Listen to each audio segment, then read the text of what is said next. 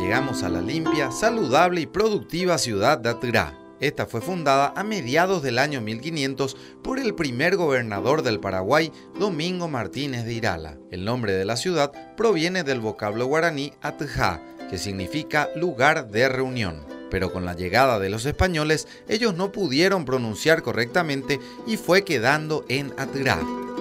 Gustavo Vallejos nos recibía en el Paseo Indio José, homenaje a aquel indio que había tallado la imagen de la Virgen de Caacupé. En el lugar se encontraba la primera iglesia que data del siglo XVIII, construida en 1782 y renovada en el año 1852 por orden de don Carlos Antonio López. Gustavo nos invitaba a conocer más sobre ese lugar, apreciar del trabajo que realizan en la ciudad, como Repujado sobre Cuero, uno de los legados más importantes de los misioneros franciscanos a su paso por Atirá.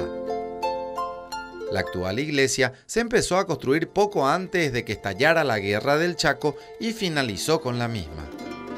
El altar que conserva es de estilo barroco hispano-guaraní, tallado a mano, hecho por los indios y franciscanos.